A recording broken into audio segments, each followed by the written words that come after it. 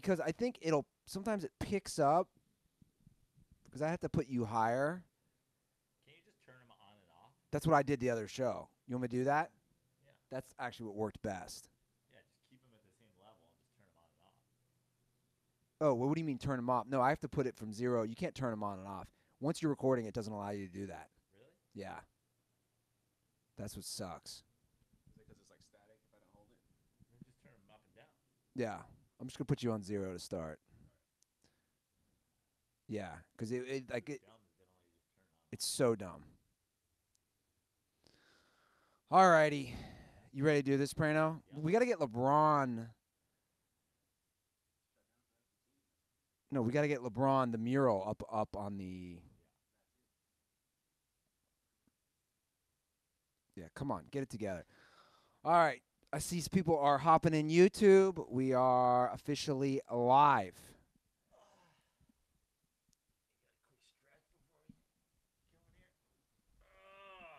Did you plan on doing a lot of physical activity during the show? No, it's the opposite because I'm not going to because I'm going to be so stagnant here on the couch. I want to make sure I get some good blood flow going. All right. No pre-show. Let's do it. No pre-show? Let's do it. Welcome to the Dirty Sports Podcast. I am your. We're on YouTube. I'm watching us on YouTube. Look at that. Aaron just went with the shut down the intro. Oh, damn. Dude, he stepped in mid-intro, shut you down. I hadn't picked up the mic yet. Though, Pick up the mic. You gotta hop in on this. Aaron, what the fuck, bro? Hold on, I don't even have you on mic. All right, talk now.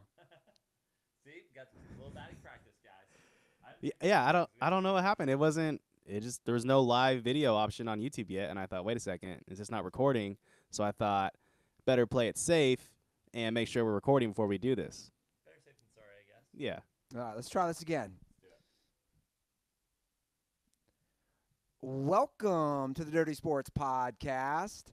I am your host, Andy Ruther, coming to you live on this Sunday evening from the Smut Studio in lovely Venice Beach, California, with my co-host on the left, Joey No Chill Praino.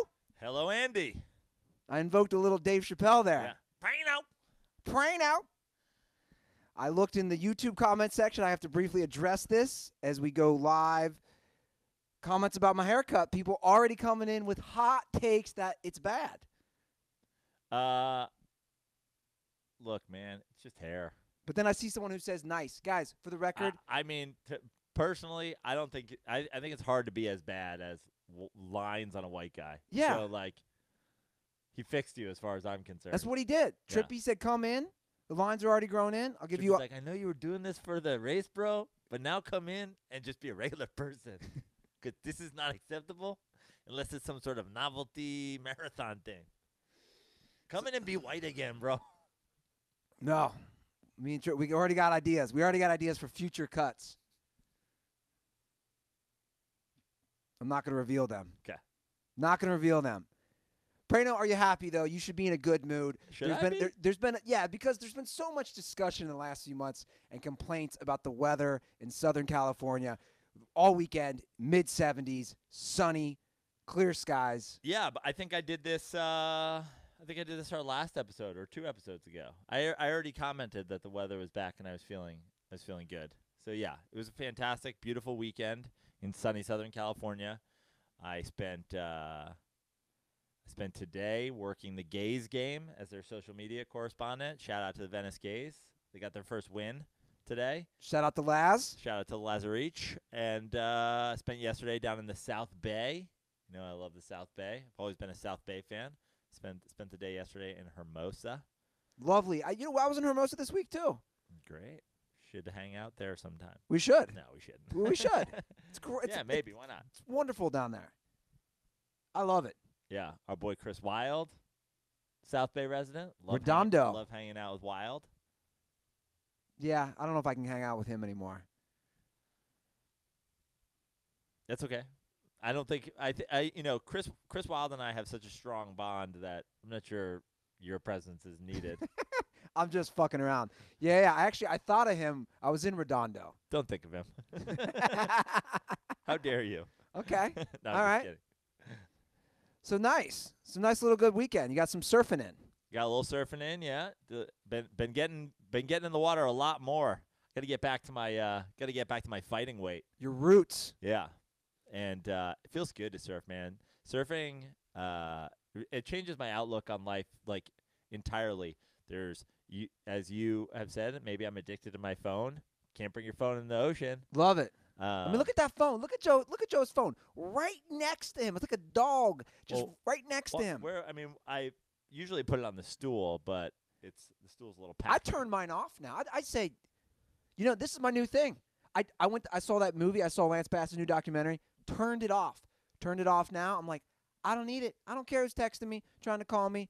I'm just gonna say. I mean, a lot of times during the show, but pre-intern or between interns, I would have to go and do some stuff. So maybe it'll get turned off, but just in case. Well, we have Aaron here today. Yeah. We have Twerks with Wolves. But yeah, been surfing and enjoying the weather, and now on Tuesday I fly to 30-degree Alaska. That's got to be exciting. Kind of. No. I mean, I've been loving the weather here, so it'll be difficult to get away, but I am excited for my first visit to Alaska.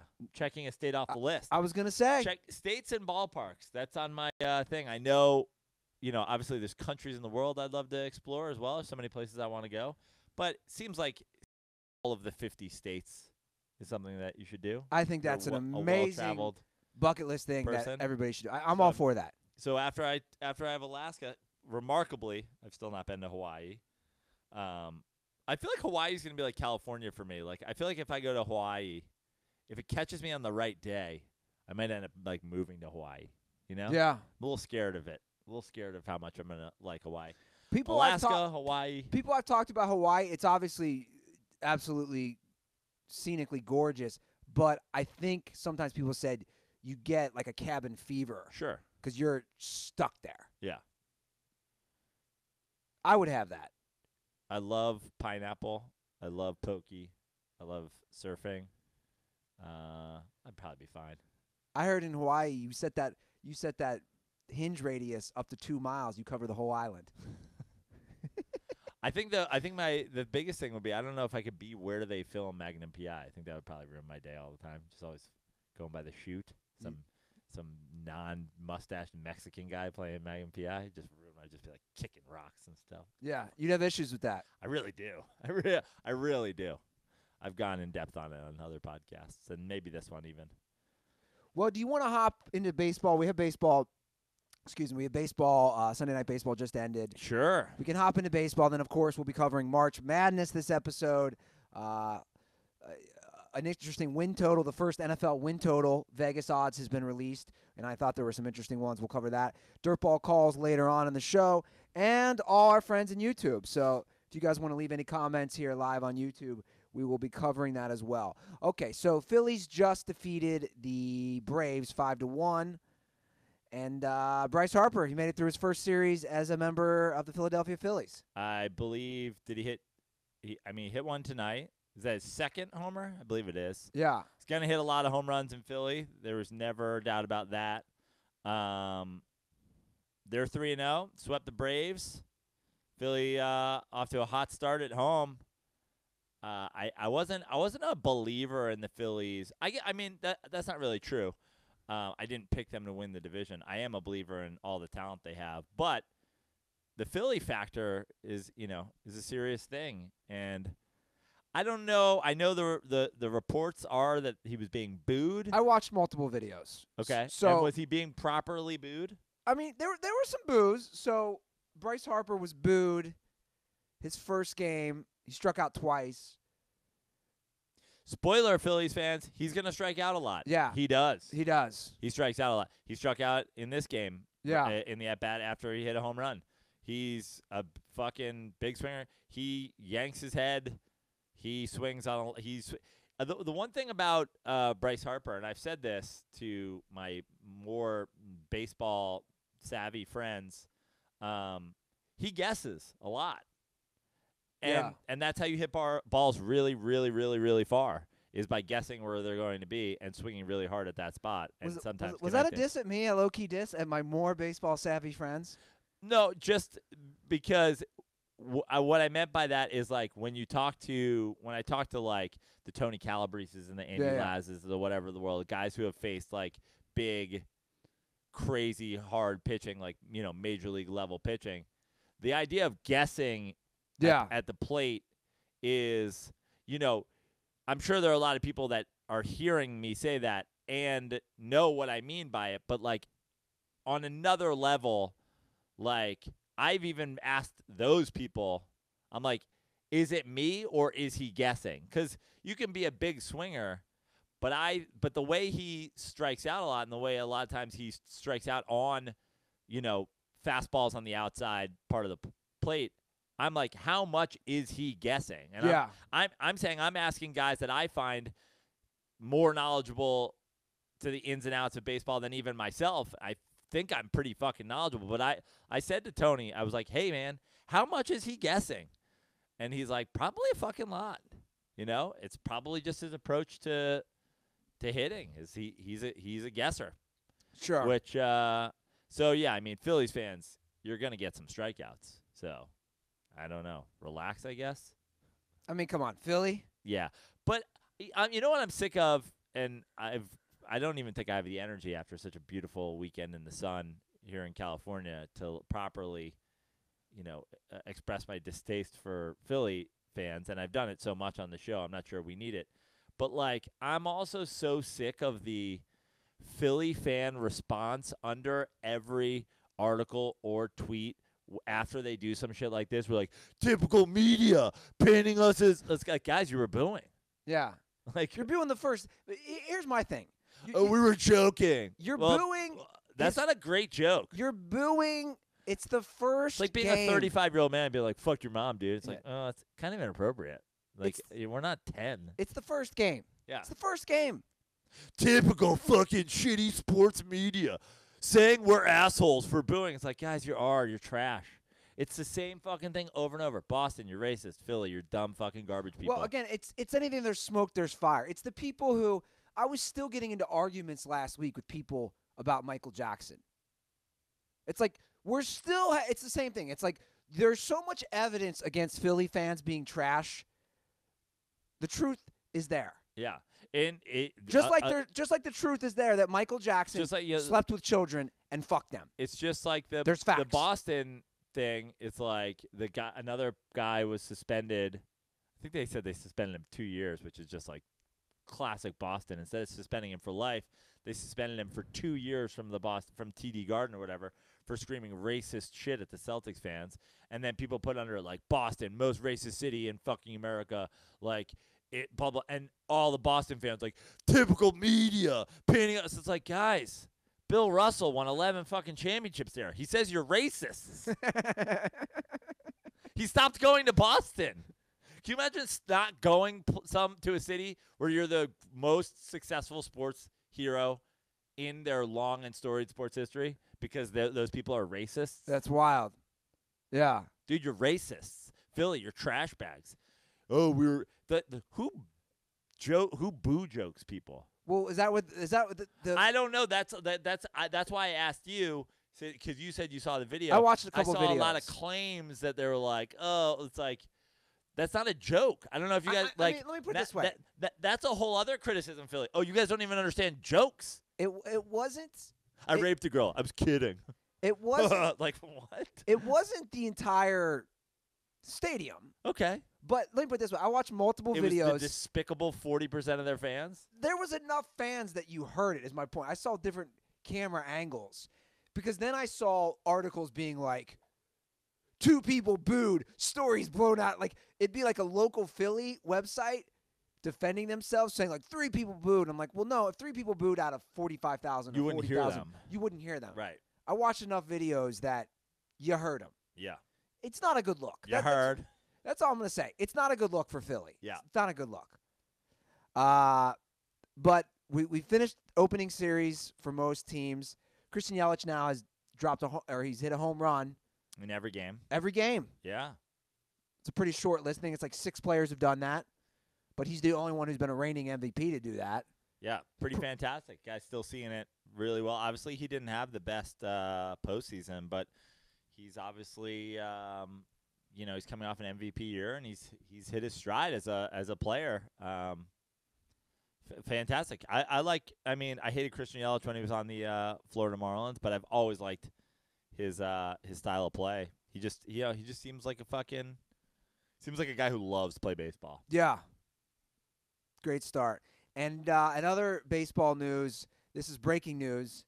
Xander Bogaerts, 7-year, $132 million for the fans you were just talking about. Those lovely, respectable Boston Red Sox fans. Pretty solid deal for one of the cornerstones of the youth movement there in Boston. I'm sure there's a lot of people in certain parts of Boston yelling the N-word right now. But, pretty good player, guys. I think that's only yelled when he does bad. Well, I have a feeling, based on the people I know, not even the people I'm like friends with, but like the racist Boston trash that I have come across over the years. Not sure they wouldn't just like replace the majority of their like. Yeah, it's great. Mookie Betts is great, but like, it'd be better if it was Trout, It'd be better if it was Yelich. And we're like, what? You mean because he's black and that guy's white? It's like, just saying. You're like, okay. Well, who wouldn't want Mike Trout on their team? Right. My point is, like, because he's white. Yeah. I think that's what they're saying. Who's number one on your most hated list? Is it Boston or Philly?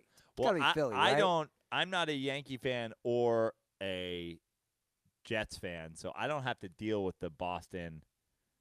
I don't have to deal with the Boston, rivalries in my sports life. My Knicks have been bad enough where like the Knicks Celtics rivalry isn't really a thing. It's not a rivalry.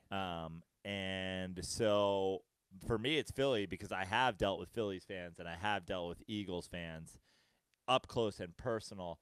I've gone to Boston events as a New York fan in Boston, and I've just seen them, and it's not great. But the shit that I had to deal with in Philly was like next level. Yeah. So that's why I've always hated them, and I've been open about hating them because I was like, oh, I've seen the way New York fans, Mets fans, Giants fans, whatever, will treat the opposition's fans coming into our ballpark, and I was never super like proud of it, But then when I went to Philly, I was like, oh, like the us calling you an asshole when you walk up the thing is like the nicest thing you do when we visit your ballpark. Like when you come to the Giant Stadium and we're like, asshole, it's like, that's not cool, but like that's the worst. But when you're like, oh, we're going to slash your tires, we're going to spit on you, we're going to throw food at you, we're going to boo our own players, we're going to throw batteries. Yeah. We're going to fucking try to incite violence. You're bad people. Well, in more shitty fan news. Yeah. Dodgers fans. Los Dodgers. Jesus Christ. There's a lady fight in the bleachers. I saw that. Well, that's minor. I tweeted that out. But now we don't know if these were not related incidents. I don't think these were related incidents. So there's a tweet. I think it was the second game Friday night against the Arizona Diamondbacks. There's a massive bleacher fight. That's why I don't like to sit in the bleacher seats at Dodger Stadium. Yeah. It was a female. It was an all-female fight. And the security comes. You guys should watch it. Again, it's on our Twitter feed. Security comes, but the savage women continue to fight.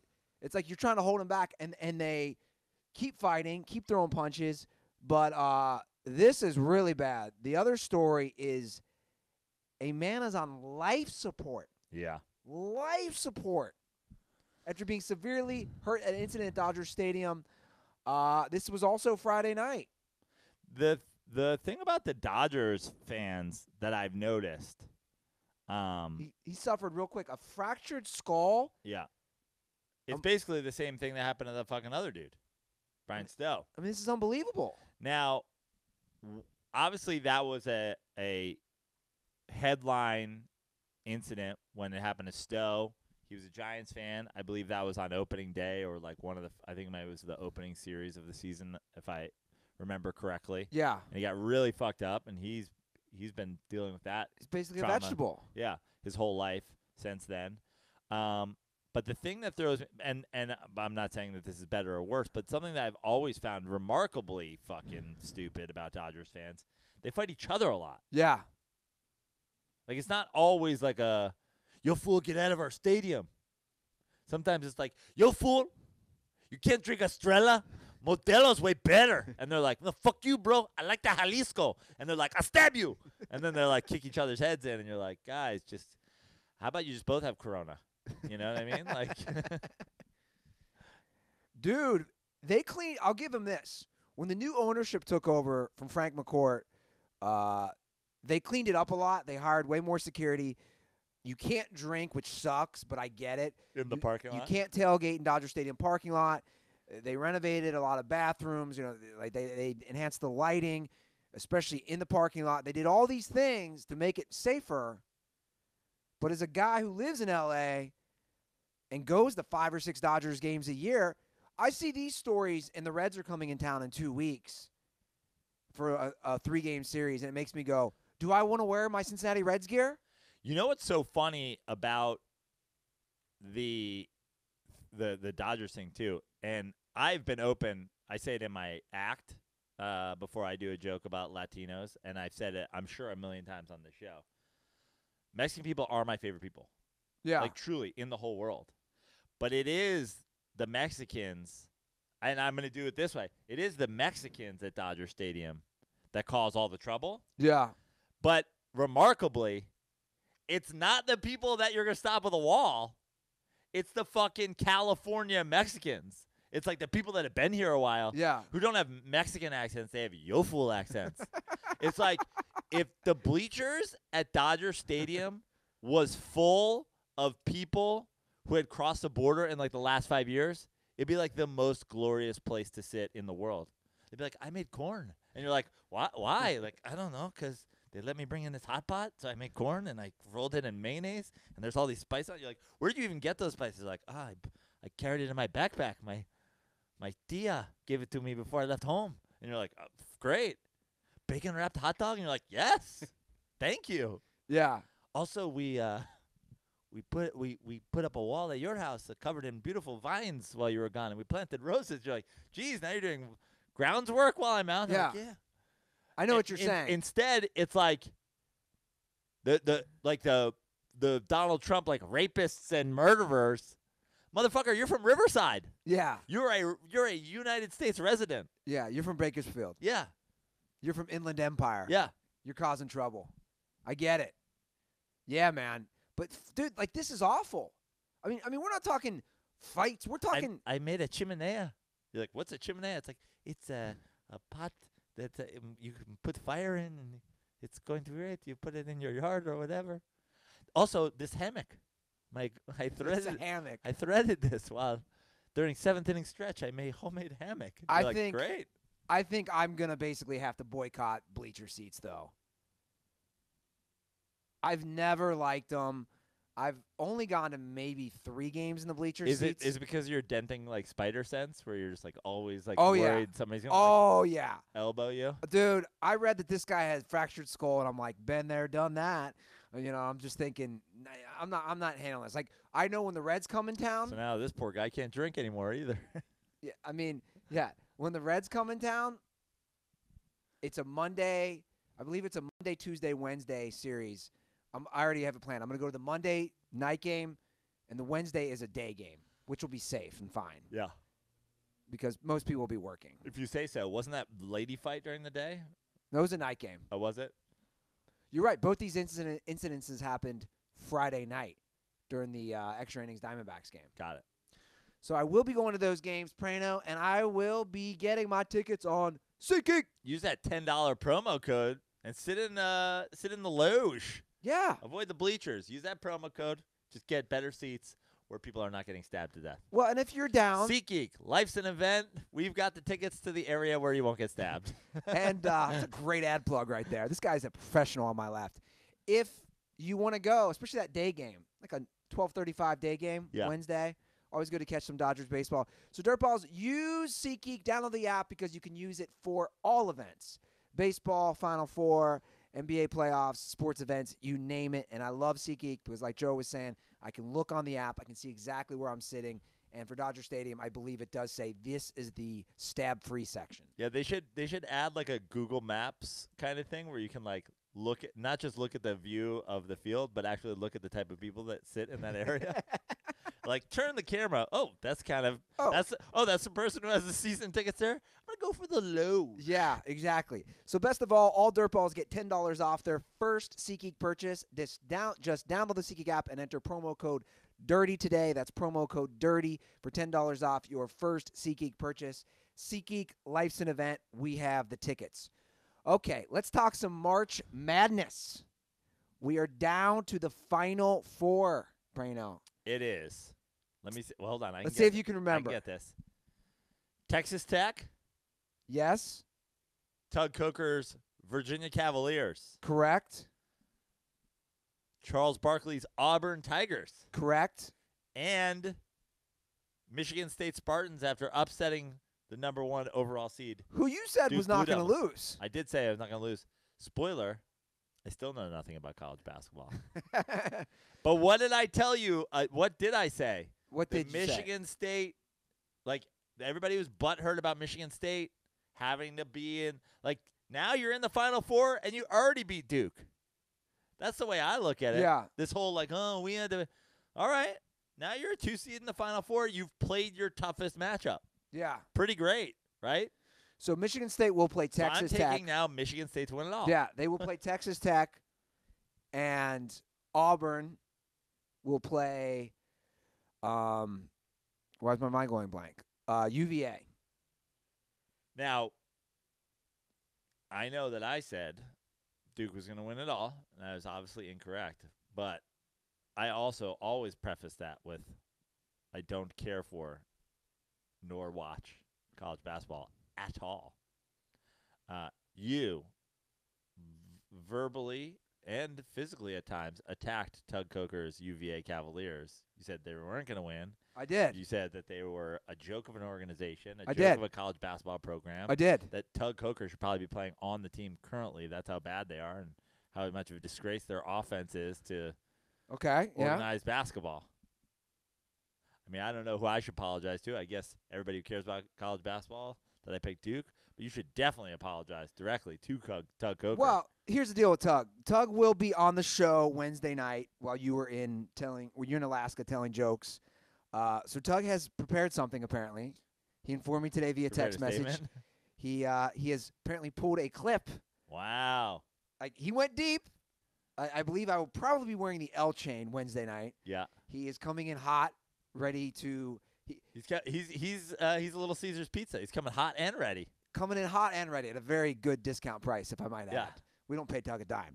So $0 hot and ready. Yeah, $0 hot and ready. So Tug will be fired up Wednesday to discuss the Final Four with me. And By the way, Emiliano right now is doing the Kermit typing on the typewriter, trying to get all these Tug mentions on one Tug was mentioned Yeah. clip. So Tug will be on here Wednesday. And, yeah, I'll take an L. Look, guys, I didn't think UVA would make it. They lost to a 16 seed last year. Do I still find them extremely boring to watch? Yes. But you didn't watch. I watched the first half yesterday. Okay. But it was 30-30 at halftime. Again, Yeah. guys, these There's been some terrible basketball games. there's been some fun Can games we- to watch. There's been some terrible games. But everybody who's all worked up, like Michigan had 16 points in the Sweet 16. There've been some bad games. Yeah. Now there've been some great games. But I want to address And by great, you mean close. yes. Have there been great basketball games? The Duke-Michigan State game was really good today. Yeah. I was at the Gays game. That's one I did not watch. The Auburn-Kentucky game, not good first half as far as basketball-wise. Both teams picked it up in the second half. Obviously, again, a close game. It was in overtime. The Gonzaga game, I'll be perfectly honest, and maybe it's because I was out in the sun too much. I fell asleep during it yesterday. I kept Now, nodding on and that's off. something that no one's taking the L on except for Joe Shibeli. No one believed in Gonzaga, however you pronounce their stupid school. And we were all right. Yeah. Here's a fun fact about Gonzaga. I went deep, too. I went deep just for our old intern, Shibeli. Before you get that, can I just tell you the exchange that I had with Shaboring yesterday? It's a pretty fantastic exchange. So my brother Mikey texts me, and he says, hold on, let me find it. It's not that far back, I can assure you. Okay, here it is. My brother Mikey texts me, and he says, Joe Shibeli may be dead somewhere right after the loss. Your brother texted you that. Yeah. And so I texted Joe Shibeli a screenshot of that text. Yeah. And my brother is concerned for your well-being. What do you think Joe Shibeli's response is? I'm going to guess. He instantly is blaming the refs. All caps. I've never seen a worse officiated game ever. I knew it. Is there a bigger homer than Joe Shibeli? And then, no joke. This is amazing. This is peak Shibeli. His follow-up text is 4 pictures. God bless him. Of fans at a soccer game. His next text, 3 minutes later. I know you shit on soccer, but you've got to go to an LAFC game. He won't stop talking about LAFC. The support is insane. This was the LAFC supporter group, the 3252, in San Jose today. And yes, a lot of supporters are Hispanic, but not all. What? Classic Shibeli. Shaboring was vintage. I mean, that's all-time Shibeli. All caps, ref blaming, followed by, I've already moved on to soccer season. Gonna need to get you guys on board. Oh, he's been pitching me LAFC forever. And look, I will go to a game. It does look fun. Yeah, sure. I'm not gonna lie. And that's what I replied to him. I said, I feel about soccer the same way as I feel about hockey. I like watching it in person. It's fun. Yeah. I just don't care. Exactly. We're sports guys. Like I'll go to games. There's basically not a sport that I won't go see. I'm all about seeing new sports and new venues. But here's a fun fact about Gonzaga that I went on an Andy Ruther deep dive. Gonzaga has been a 3 seed or higher 7 times since 2004. Wow. So basically every other year. Yep. They've made the Final Four once. So I ain't saying you choke, but I'm saying you choke. 3 seed or higher 7 times you've made one Final Four. And that includes 2 number 1 seeds, 2 number 2 seeds. Or maybe 3 number 2 seeds. Those are the ones that are really the top 2 seeds. 1s and 2s. But also, again, I'm not. It's difficult. I know it's difficult. Yeah, it's difficult. And again, I'm not a college basketball guy, but you can't say that this does not lend credence to the argument that they don't play in a fucking good enough conference and that their regular season record is often inflated and not telling of just how good they really are. Well, this is if I'm Gonzaga, this is my thing. You guys have a phenomenal program right now. And their coach, Mark Few's, done a great job. I'm not taking that away. But Praino's right. I think what happens is it hurts them. Look at who's in the Final Four this year. Big 10, Big 12, ACC, SEC. My point is this. It's all Power 5 conferences or Power 6 conferences from college basketball. And I'm going to say this again. I'm going to once again preface it by saying I don't watch or care for college basketball, but this I feel confident saying, regardless of that fact, you don't have to be a fan of any particular sport or subsection of that sport to know that oftentimes, the quality of your opponents prepare you for facing better opponents. Like, I mean, that's just sports psychology. People run faster when the guy next to them is running fast. Yeah. People run slower. You play up and down to your competition. It's not just that they're not as good as their record. They also are not as prepared as teams from better conferences to get there and play tough game after tough game for 4 rounds of college basketball. They're really interesting. Or 6 rounds of college basketball. Because no one's had – they're the total – what's the word? Outlier of this group because they're the only one. If you look at Gonzaga, they're the only team who consistently is, like we're saying, a top 3 seed, but who also comes from what they deem a non-Power 6 conference. Right. Every year. Because they dominate it every year. So they dominate. So that's what I'm saying. And their non-conference schedule is tough every year. I'm not taking that away. Their non-conference schedule is tough. But that's still But hold on. That's what I was going to say. a small portion of their game. But they're playing 20 games in conference out of 30 or 32. And there's only so many teams that they can face because of that conference. So it does bring up an interesting point of they're kind of stuck. I get it. I mean, Shabeli said it's a lot. It's very similar to the way people are critical of Notre Dame's in college football. You know, people can shit on their, schedule all you want, but they play typically way better out of conference games than a lot of people. Yeah. And then recently, obviously, they went away from we're going to have Army and Navy and, whoever, Air Force every single year, and we're going to play an ACC schedule. And, yeah, not every ACC team is good, but an ACC team has won twice in the last 3 years. So, although they've never played Clemson. right. Well, they have, but they've lost to them in the past. I'm saying in conference, right. quote-unquote ACC, since they did that change. Yeah, like I said, Gonzaga's interesting because they are, in a way, stuck. It's kind of like my situation here in Savagetown. Let me break it down for you. Okay. I'm in rent control, right? I pay a lot less rent than my 2 new neighbors. My rent only goes up 6% max a year. I live a block from the beach. Rent has jacked up, as Praino and I both know, because of gentrification and all these other factors in Venice Beach. If I were to move out of Venice Beach, my rent would be so much more expensive. So basically, hey, Barbara Corcoran, get to your fucking point. My point is this. For this reason, I'm out.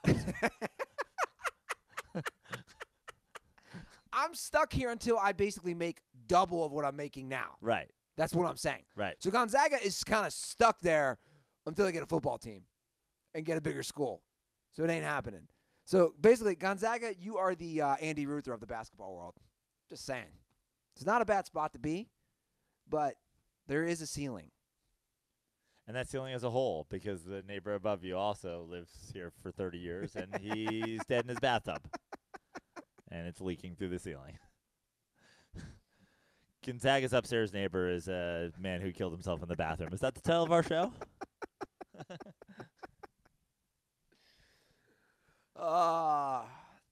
Love these Sunday shows. Yeah.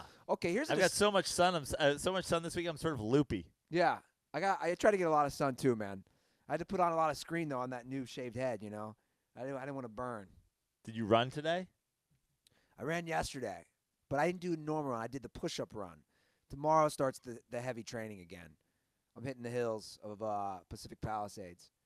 I have no turnaround time. I mean, I just realized this. Like, I don't know why it just hit me. Like, dude, you have no because you're dumb. Yeah, I have no turnaround time. Basically, I have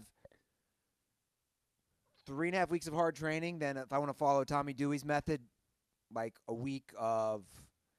Which you should, because he's been very successful and he went to Princeton. Yeah. And knows what he's talking about. Yeah. Exactly. So I will follow that method. Okay, so Zion Williamson had an amazing tournament. They just showed something on TV that I think he averaged the second most points per game all time for a freshman, like 26 points a game. I saw this discussion on ESPN. I think we should have it here. They were debating, is he the best Duke player of all time? Didn't win. No killer instinct. There's got to be a cheddar dick out there who said that, right? Well, no one said on the ESPN panel. No, but Twitter is probably alive with Yeah. no killer instinct. Yeah. Kobe would have won if he went to Duke.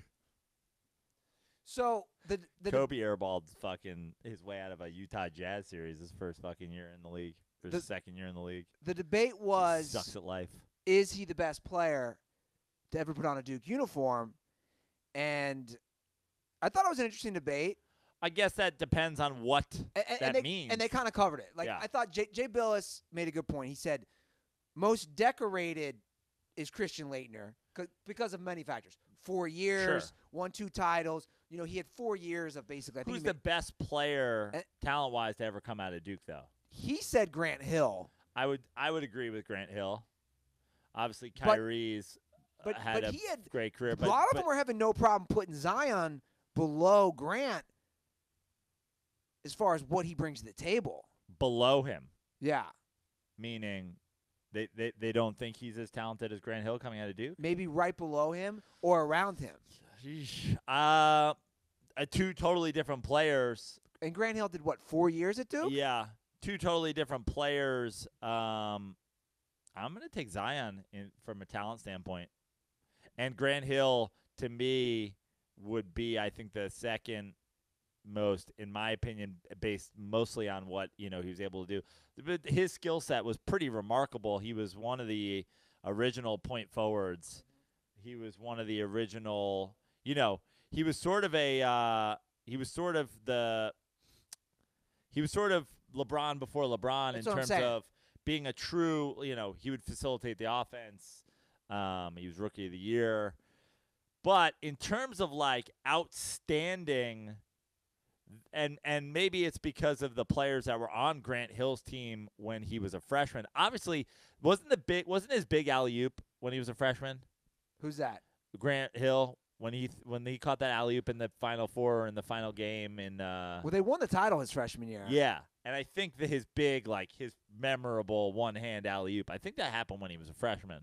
But he was on a team, and obviously it's a different time. He was on a team when they had two guys. I mean, he was on Christian Laettner and Bobby Hurley. Right. So those guys were getting a lot of the hype ahead of Grant Hill. But I watched that Grant Hill team when I was, younger. And I was old enough. I mean, what was that, 90? Yeah, they beat 89, UNLV 90? in the Final Four, and they beat the Fab Five in the finals. And right? Am I right on that? They might not have beat the Fab Five in the finals. That may have been another year. Okay, yeah, I could be mixing up years. The Weber year, was that in the final game? That was in the final game. That was against North Carolina. But the Fab Five made back-to-back finals. Okay, so maybe one was with Duke. I don't remember. But I don't do know. remember watching that, and I do remember thinking Grant Hill was fantastic. But I do not remember him being as outstanding where you're like, this is the guy you got to watch the whole fucking game. Well, this is my example. Today, Zion just took over the second half. Yeah. He scored their first 10 points. That included post-up, threes, moves, drives. The thing about Zion is he's doing all that shit. Now, Grant Hill, for our younger listeners, I don't think they realize how good he was until he got injured in the NBA. Yeah. Like you said. Yeah. He was – do we have any stats here, Aaron, on Grant Hill, like his first – No, he was like I said, I think he was co-rookie of the year with Kidd. Yeah, he got all kinds of awards. I mean, he was 7-time All-Star, All-NBA first team, 4-time NBA second team. He was co-rookie of the year, All-Rookie first team. I mean, he's got all kinds of awards. Like, what's he averaging when he's playing for the Pistons? Like, what are some of these stat lines for points, assists, rebounds? So, let's see. As a rookie, he averaged 19.9 points a game, 6 rebounds, 5 assists, 2 steals. Pretty legit. Yeah, that was his rookie year. And then it said second season, he went up to just under 22 points a game, almost 10 rebounds and 7 assists. I mean, Yeah, 22, 10, and 7 that's amazing stat is line. better than Kobe Bryant and Michael Jordan and the Rams. But, I mean, just saying. And we're talking his second year. In terms of being all-around basketball players. Yeah, we're talking his second year. I think right before his injury year, he went up to 26, averaging 26 points a game, shooting almost 50% from the field, 49%. And he was No, fantastic. I'm still MVP going. candidate. I'm going Zion. You're going Zion. It's I'm the going best Zion, Duke Grant player Hill. of all time. Going Zion, Grant Hill. In terms of talent, I only watched 7 Duke games this year, but no, you could see it. You could see the way he was, and yeah, he was dominant, and he was hard to stop. And I mean, from blocking shots, from catching lobs, from all that shit. I've gone back and forth on it the whole tournament. I loved Ja. I'm a Knicks. I fucking think R.J. Barrett's fantastic too. Like, if the Knicks have a top 3 pick, pretty sure we're getting a good NBA player. Good NBA player one way or the other. I think I saw Steve Nash tweet that R.J. Barrett's his godson, which I don't know. Is that true? He's from Toronto. Oh, is he? Yeah. Interesting. He's Canadian. Did you have something to say? Yeah, The Grant Hill from Tug Coker watching live. The Grant Hill dunk was in the finals against Kansas freshman year. Kansas. That's right. I was just going to add some context to Grant Hill. He was in the MVP conversation with Shaq and Allen Iverson the year before he got hurt. Yeah. So, I mean, just some context. Yeah. Yeah. He was amazing. Also, a lack of killer instinct, but what are you going to do? You can't have everything. I would take Zion with the number 1 overall pick. I love Ja. No, I got to see him. Now, does it matter what team you are with that pick? No. No. I take Zion Williamson. Yeah. I've seen him play enough. Again, what he brings to the table, for what he can do. Three distinctly different players, though. Yeah. True. 3 wildly different players. You know, you basically have a power forward in Zion. I'd imagine that he's projected to be just like a true power forward in the NBA. Even though he can handle the ball. Yeah. But like nowadays in the NBA, you finish like that and he can handle the ball, but he's not a superstar from beyond the arc yet. Sure. I think I like his jump shot. I think he has that. Zion. Yeah. I think he has that ability. I think he'll be I think he will have the ability. He drained back-to-back threes today. I think he'll be banging threes in the NBA. Like within 5 years, he'll be a low 30 3-point shooter in the NBA for a power forward. Fantastic. But 3 wildly different players. I guess it would depend on what team I had the first pick for, but hard to go wrong with Zion. Yeah. I want to clarify my tweet that I sent out on Dirty Sports that ruffled a lot of feathers. Okay, what was your tweet? You like to ruffle feathers. I said no Cinderellas. Was this hot take, Andy? This was hot take, Andy. No Cinderellas, no Duke, no Kentucky, no North Carolina, no Kansas. When do NBA playoffs start? People were mad. Well, you have to remember one thing whenever you tweet something like that. I don't even care enough about college basketball for that for me to take issue with the portions of that may or may not be like. I don't give a fuck if Kentucky did make it. I still don't give a shit. I don't care if the Final Four was Kentucky, Duke, North Carolina, and Kansas. I still don't give a fuck. Is it still going to come down to a wild 3 when they only need 2? Probably. But I want to clarify. You have to remember, college basketball fans, college sports fans are from, oftentimes from places where that's all that they have. The Kentucky Wildcat fans and the Kansas basketball fans and the fucking Auburn basketball fans and the North. What else do they have? I get that, but it's their everything, Andy, and they will go down. They will die trying to convince you it's better when it's just not better. But that's not even what I'm saying. This is what I'm saying in that tweet. That's why I want to clarify. Let's before we go all crazy and get all worked up. What were you trying to say? I'm saying this. Let me reread the tweet. No Cinderellas. And then I named, 4 big. But yeah, I know what you said. But what's your point? I'm saying this. I think it lacks intrigue from my vantage point. You can disagree with me. Love the Cinderella story. Hold on. Love the. I wasn't jumping. I was just taking a nice deep breath. Okay. Love the Wichita States. Love the VCUs. Love the Loyola Chicago. I think that adds such a great. Love the Butlers. That adds such a great wrench in the Final Four of oh shit, these teams can win because they can. I mean, Butler came a final shot away from beating Duke. They lost by 2 points. So I think that adds a huge element. There's no big Cinderellas. You can call Auburn a Cinderella because they're a 5 seed. Guys, they come from an SEC. That's all I'm saying. So that's a huge issue with me. The reason I listed these major 4 schools is because these are the schools that traditionally produce a lot of good NBA players that you want to see in the Final Four. I'm not saying that there aren't players on some of these teams that aren't going to go to the NBA. But my point is this. When you take Duke and Kentucky and North Carolina, and some of these guys are going to have top 20 picks out of it, it does lose some of its luster from my vantage point. Even take last year. Guys, Villanova won it all. They were amazing.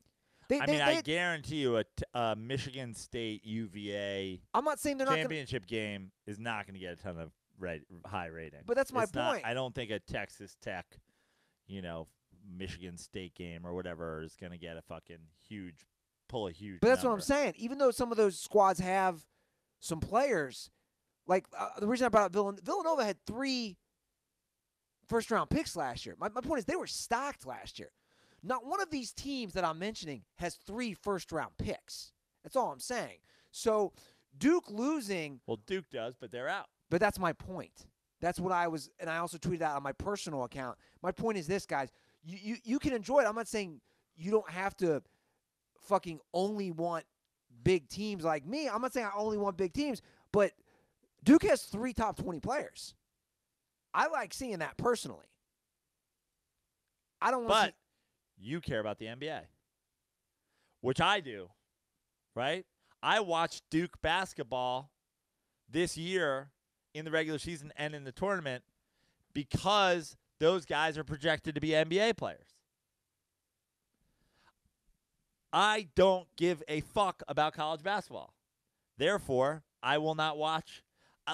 There's a good chance I won't watch any of the remaining games. I mean, maybe it'll be on. You'll watch them. I'll maybe watch a championship game because it's on a Monday. You'll watch the Final Four games. I probably won't. I'll be in Alaska. Oh, yeah. You'll be in Alaska. You guys don't have TV up there. I mean, I think they do have TV. But my point is. And meth. My point is, if it was game 6 of the Western Conference Finals and I was in Alaska, I will find that shit on TV. Yeah. Yeah.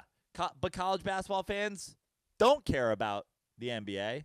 They care about sloppy basketball where guys fucking jack contested threes when they only needed 2. And Texas Tech, UVA probably gives them a boner. They can't wait for 15-14 at the half. Pound the under, I guess.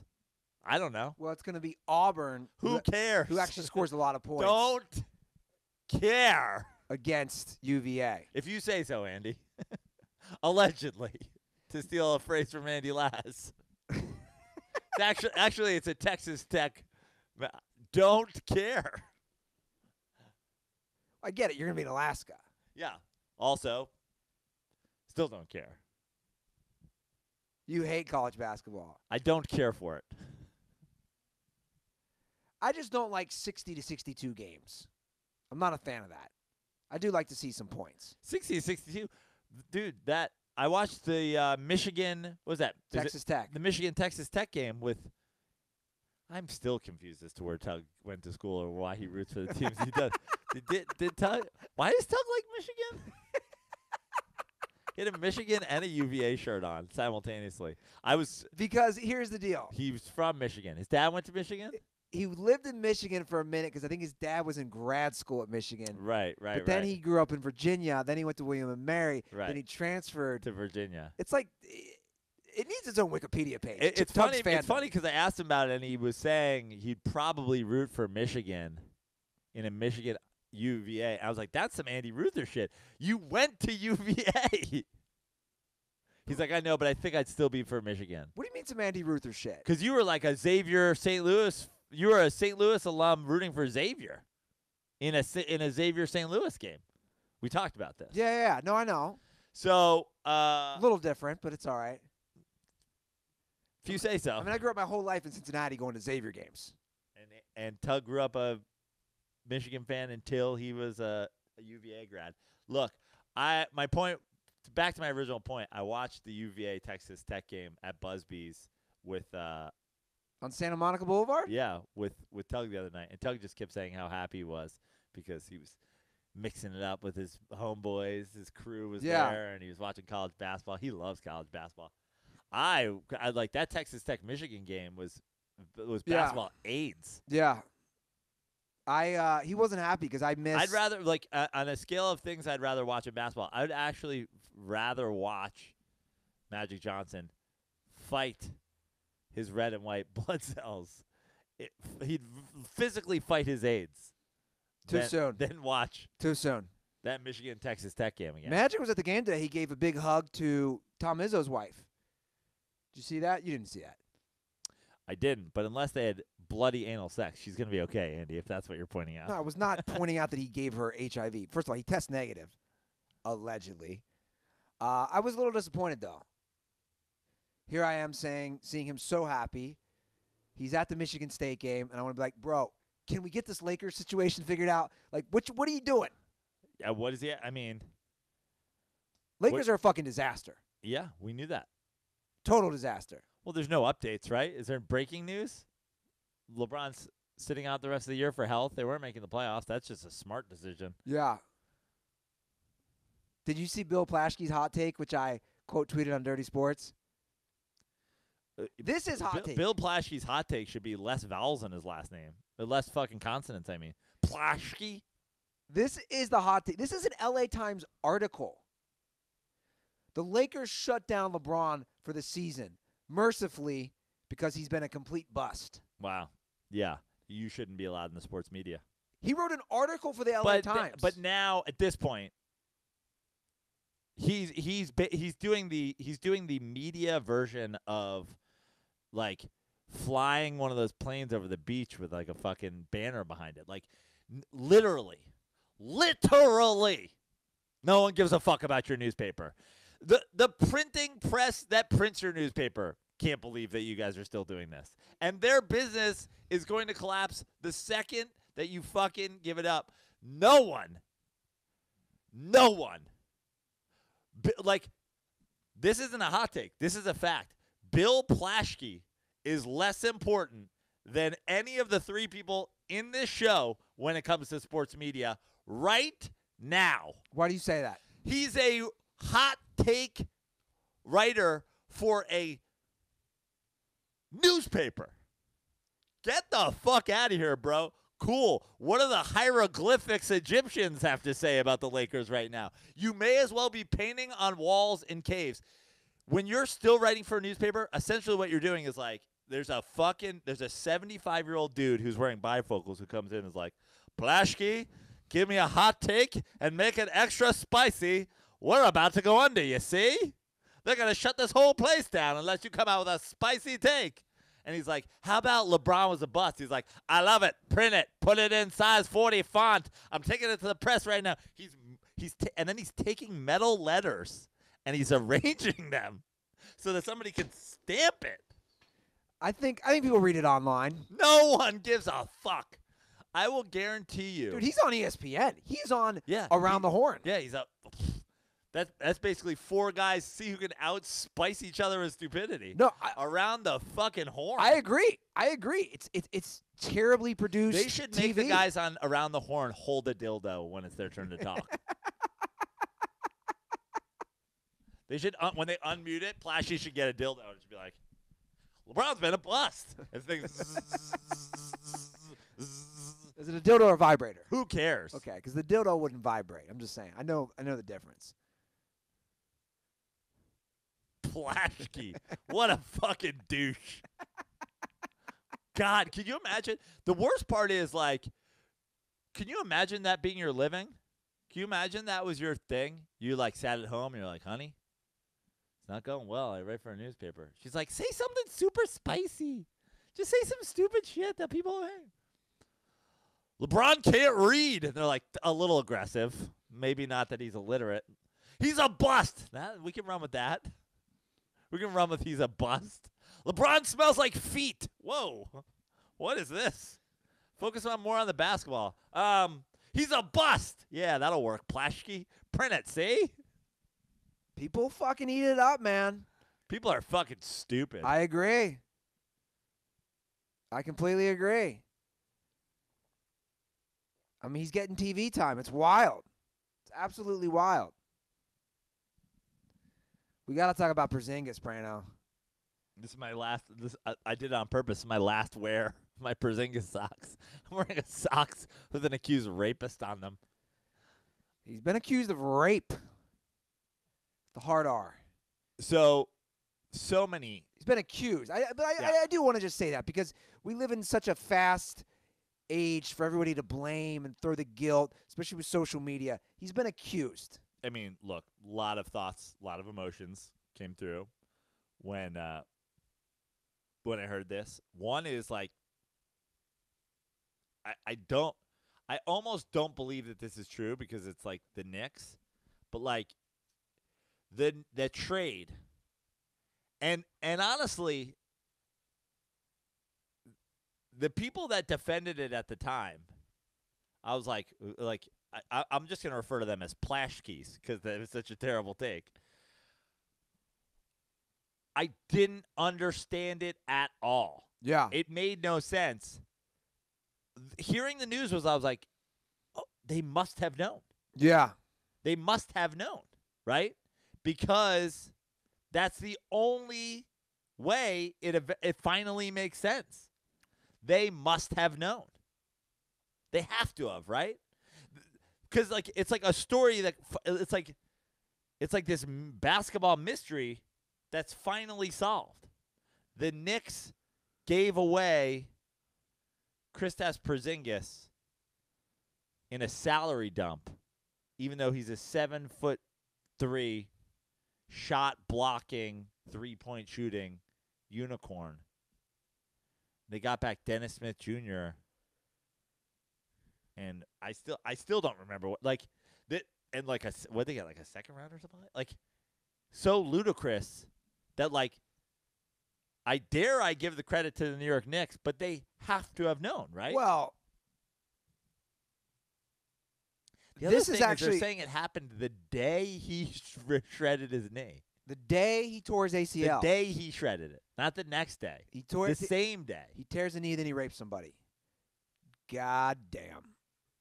I don't even know how. Like he had to be in a full leg, like he had to be in a full leg, like that like Velcro wrap thing they do to stabilize. Like he had to be in a stabilizer. You're right. Brace, right? I pulled up the New York Post right now. Hours after suffering his devastating knee injury, he came home and allegedly raped a neighbor he had invited to his luxury Manhattan penthouse, the woman told police. The accuser is believable, the source said. Well, whatever. No, I'm not dismissing her. I'm just saying, like, whatever. Like, again, until all the facts come out. Even though she did not report the alleged attack until more than a year later and has admitted to cops that she discussed getting $68,000 in hush money. That's a random number. I think they came up with that was like her brother's tuition. She straight up just asked for his like tuition money. The FBI is Wild. investigating. Like, if you're gonna ask for 68, make it a cool 100 and just like take a little something for yourself, honey. You know, have a little something for you, huh? Well, we have a legal expert. This is what's great about our show. Yeah, allegedly. We have everything in the story. Basically, everything I've said on the show, except for Bill Plaschke being a douche and everybody from Philadelphia being garbage, is allegedly. Our intern Aaron is in. Aaron, from a legal standpoint, if I just say allegedly, am I just covered on all bases? You're covered, yeah. Okay, allegedly great. Covered. Yeah. So I know you're my lawyer. You're not allowed to say allegedly. Aaron is finishing his first year of law school, as many of you know, at Pepperdine. So he is our legal expert here at the Dirty Sports Network. Aaron, we have a pretty low bar for experts, huh? Yeah, we really Would you do. say that you're an expert, sir? Well, I did go to 1 year of law school. Yes. Okay. Sounds good to me. Your mic is on, and it's hot and ready. What do you got for us? Please chime in on positive traction. I mean, as far as this sounds suspicious, but it does say that the Knicks knew about the rape allegations. They discussed it with Dallas when they were as part of the deal. As part of the deal, it says the Knicks informed Dallas of the pending not a good look for Mark rape Cuban. allegations. Not a good look for Mark Cuban. I'll tell you what. This is what I find interesting. Mark Cuban and the Mavericks organization was already under fire for years of double down sexual misconduct and abuse and all that. You know, they got hit hard with the Me Too stuff. And they knew that he might have raped somebody, and they still traded. Not a good look. Yeah, and then it says that Mark Cuban emailed the Post and just said the team is aware of the accusation but has been instructed by the feds not to comment. And that was his cop-out. Yeah. For that reason, I'm out. Yeah, exactly. Wow. So they did know. Okay. Really makes me feel kind of okay about it now.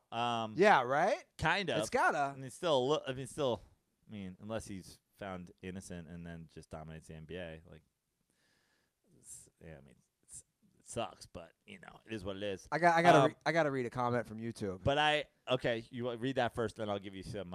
Juan P says Porzingis went full Mamba mentality. Yeah. Oh, that's a good one. He also is like a Mamba, like he's a Kobe guy. He is. I don't know if you know that. So I had a friend chime in that he believed it. He's a Knicks fan as well, but he believed it because, and I don't mean to, disgrace or disparage the Latvian people at all, but he's like, consent's probably not a big part of their culture. Like, you ever watch the fucking Eastern Bloc, like, porn sites? Like, he's like, hello. Would you like $100 to go in the woods and suck my dick? And you're like, what kind of, like, at least the American guy is like bringing people in and telling them they're going to be models. He's like, the Eastern European ones, it's always like a guy with a lot of cash. He's like, how about 440 rupees? And she's like, no. He's like, how about 480? And she's like, I don't know. Take it, all of this, count it later.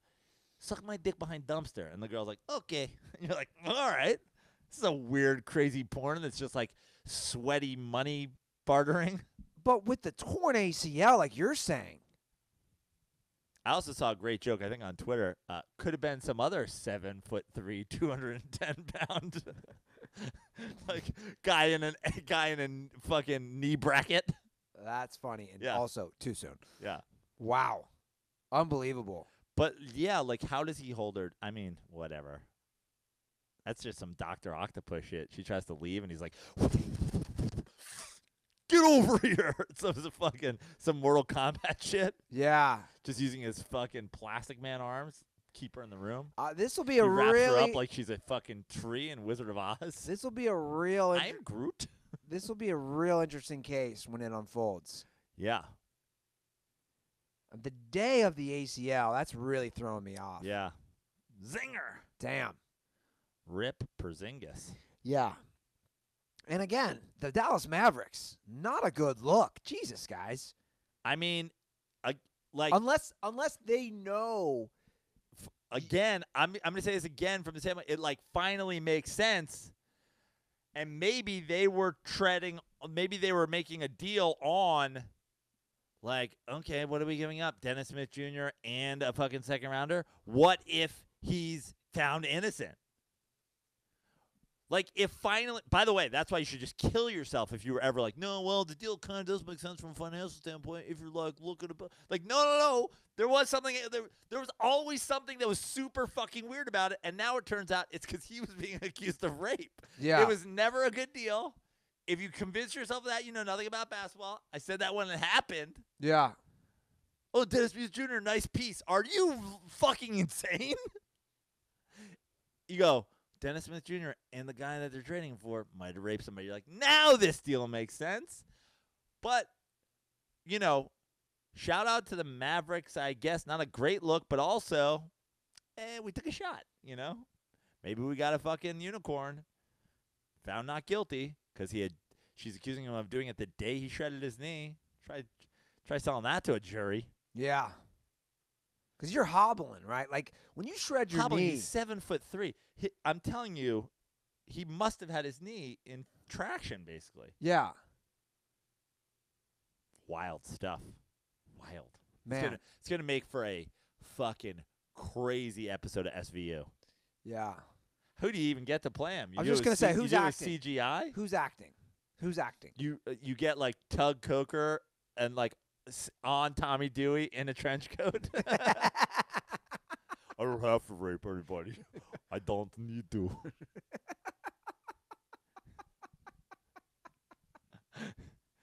Somebody work on that Photoshop. I'll tell you what, man.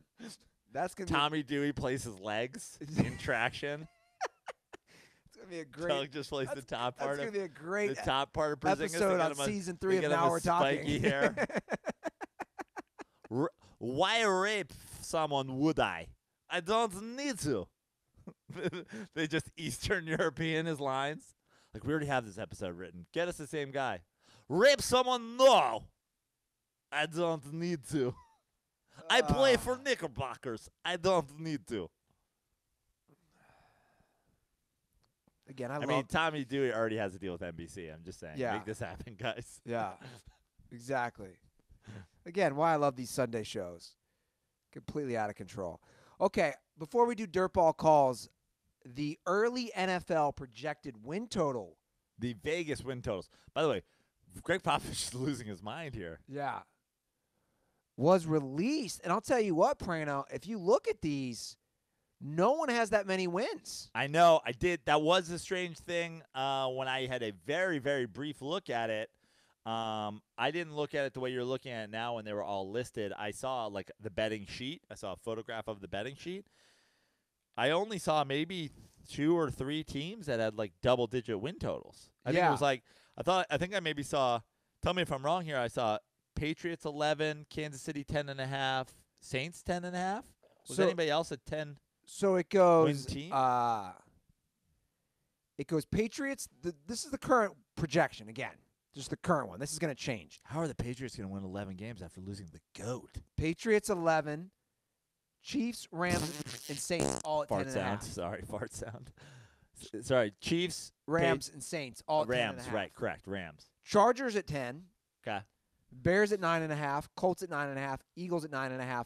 And the Browns at 9, which is what I projected the day they made the tweet or the trade for Odell Beckham Jr. on Twitter.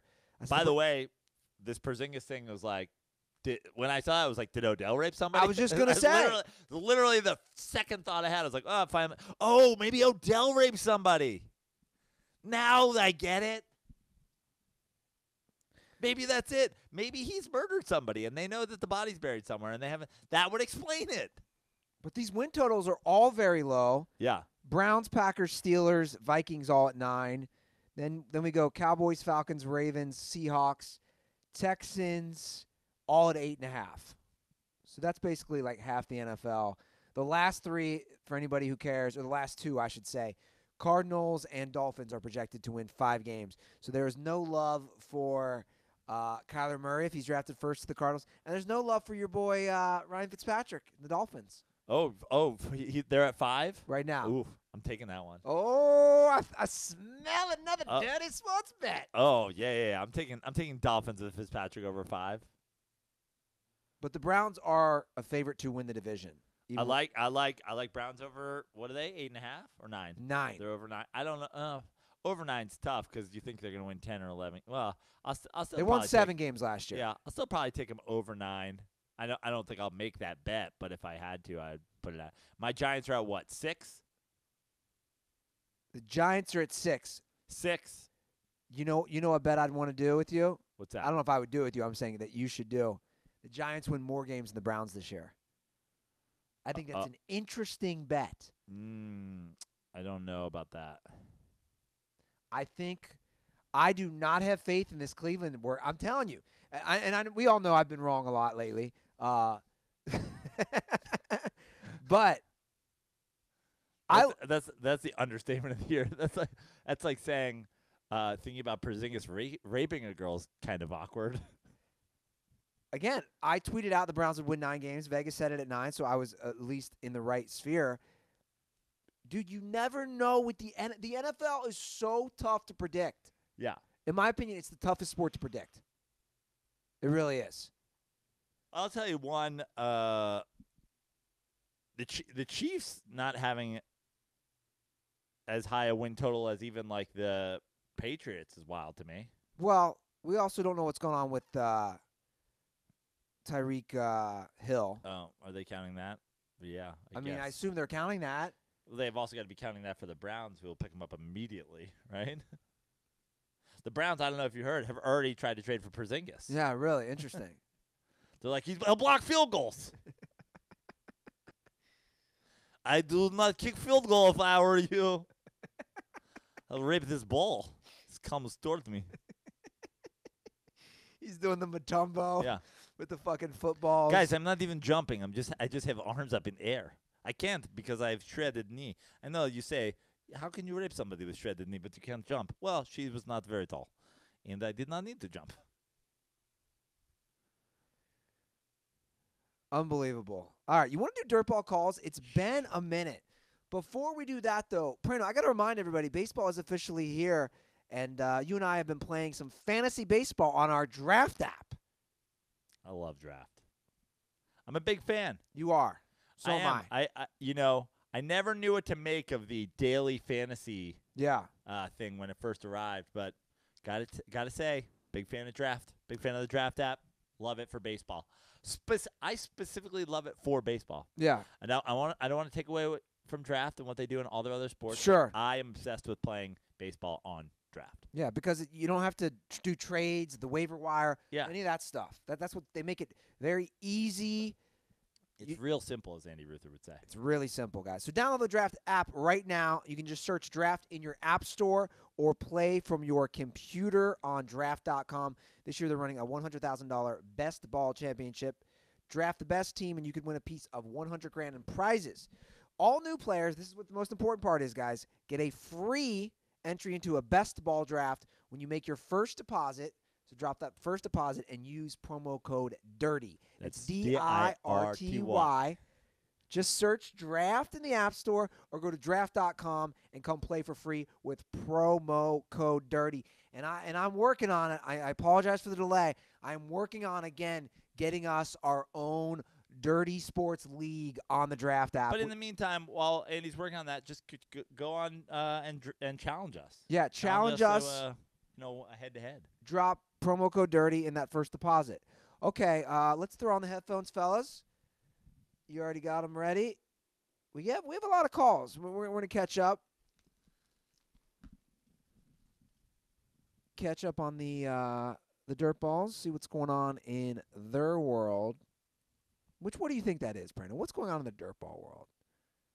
I have no idea. What's the average life of the dirt ball? The average lifespan of a dirt ball? No, like what are they doing?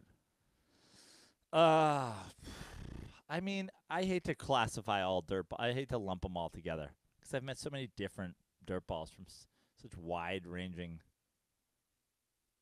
parts of the world. It's a good socioeconomic backgrounds. It's a good way to cover yourself, I'll tell you, Praino. It's a great way to cover yourself. Okay, let's well, first of all, I got to pull up the calls come on, who's running this operation over here? Pathetic. Absolutely pathetic. Okay. Oh, I got to sign in? Jesus Christ. This is pathetic. This is great for radio. And I'm spelling Dirty Sports wrong? Jesus Christ. Aaron, where are you, man? I need you. I need you to come in here for the rescue. What do you need him to do? No, because he doesn't even know the passwords. Well, in the meantime, You'll do some what? Do some social media work over here.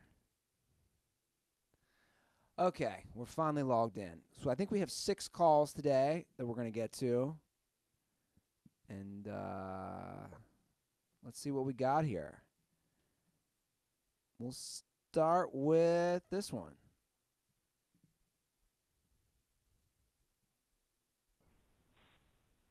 Hey, Joe and Andy. This is Andy from Phoenix, a.k.a. Andy Sandals. Thanks for the nickname. Fucking love it. Great. Awesome meeting you guys in Phoenix. A lot of fun at the game. Glad we could hang out for a bit and watch the game. Did have a question for you. I was talking to John Fez after hanging out with you guys, talking about some would you rather questions, and I've got one for you. Hopefully it's good. Might be a no-brainer. Would you rather have your local WNBA team win the championship or have $5 cash? I know what I would choose. Condoms are for Kings fans. Fuck 'em. Okay, so I kind of vaguely remember we got pretty bent out of shape with these guys, and we were playing Would You Rather. Yeah. Because that's what grown men do with fucking when they meet 20-year-old people who listen to their podcast. So would you rather take $5 cash or, in this case, for you, either the L.A. Sparks or the New York Liberty? I'm going to downgrade it to I will take $1 in cash. Anything less than $1, I'm having to carry change, and change is just a burden. Okay. I will say my laundry does take quarters, so I would take mine too. I would take as low as 25 cents in the form of 1 American quarter. But that's my final offer. I'm not going any lower than 25 cents versus the WNBA championship. Well, I thought this. I thought instantly I would for sure take the $5 versus the WNBA championship, but then I thought of something else. It would be pretty good content if the LA Sparks won the WNBA championship and I went They to did last year. Oh, they did? No, see? You don't fucking know. It wouldn't matter if they did. You wouldn't have known. We have no idea who won that I would WNBA say, championship. maybe I would have gone to the parade and we could have filmed. They don't have a parade. They don't don't have get a a parade. They don't have a parade. I mean, Everybody has a I parade. think It's they 2019. I think they just roll it in with like an anti-Trump march, and they let the 5 lesbians that go to both of them fucking go. They're like, no more Trump. Yay, Lisa Leslie. Or whoever's on the WNBA team now. I would take 1 American quarter, provided it is undamaged and will go in my laundry. Aaron? Just to let you guys know, there is a WNBA championship parade. They had last year's parade took place in Seattle because the Seattle Storm won, and Did they lasted win? all they did. They lasted all day, and it ended at the Space Needle. Do we have a number of attendees at this parade? It was big. It was huge. More people than have ever been to any parade. It was massive. Here's photos. They're definitely not photoshopped. I'm not saying any numbers for reporting, and I think that's most likely because attendance None of was the so low. Also, none of the people who report that kind of thing showed up. So no pictures were taken, or else we could have a guesstimate. Yeah, so I guess maybe my argument of attending the WNBA parade for content has been debunked. There'd be a lot of pussy hats. It'd be a lot of like anti-locker room talk posters. If Trump can run, so can you. Oh my God! I can't wait to see those posters in Cincinnati. Do females have locker room talk? What's the female locker room talk? Because they always talk about the guy locker room talk. What's the female? I bet you it's fucking worse and filthier. And it's all about the size of our cocks. And it's all about like whether or not they want to suck our cocks and fucking period blood. And it's probably fucking vile. Chicks are fucking savages. We all act like they would just be talking about fucking The Bachelor. They're talking about ass fucking. That's what they're talking about. Whoa. That's my prediction. Like, oh, God, yeah, maybe in your locker room. No, in your locker room, too, you lying bitch.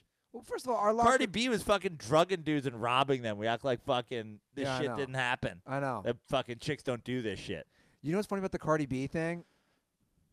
I actually read her like apology, but it really wasn't an apology. She used the excuse that it was a different time of her life and like she was financially strained. I'm like, whoa. Wait. You're using the excuse along the lines of it was a financial matter. If a homeless dude outside stabs somebody because he's financially strained, it doesn't excuse him stabbing If only somebody. there was a job for young, hot women where they get paid exorbitant amounts of money for doing nothing but shaking their tits and ass. Huh. Somebody should create that fucking marketplace. But she was a stripper. Yeah, so why is she fucking robbing dudes? How about show them your pussy? You ever been to a fucking strip club? A lot of guys go in and start offering money to see your fucking nudie parts. You don't have to fucking take them home and drug them and rob them. Yeah, but Praino. But in a way, don't you like how all this stuff is blowing up? Because it's like the ozone layer. All these holes are starting to get poked in a lot of this BS and hypocrisy. That's what I like, though. Yeah, except fucking people. Everybody's a Plaschke, which is, by the way, my new word for total fucking assholes, who just say shit and like totally like they won't not stand by it. They're just like, Yeah. no, but she was fucking had to do it to survive. Like, kill yourself. She wasn't on the moon fucking just robbing dudes for breathable air. She's taking fucking money from them. You know what else is really hard? Just being poor. Just be poor. I was poor. I am poor. I was fucking starving poor. I was an up-and-coming struggling artist in New York, fucking carrying buckets of change to the fucking Key Food so I could get money to take the subway so I could do a show to get money to eat. I was drugging people and robbing them because I'm not a fucking brainless savage. And if you don't know, now you I know. like it like that. Yeah, not a good look, Cardi B. Not a good look. That's my new phrase. Not a good look. All right. Anyway, just in case you were wondering, Mark Cuban got her at a discount for their halftime show. He's like, buy low, sell high. Cardi B's doing every halftime show for the next 5 seasons. He's like, we got her when she was down and out. Cosby's also going to be doing 3 hours before playoff games. Pull up your pants, young man. Anyway, next call. All right, next call. This is a toughie. Can you guys decipher this? This is from across the pond.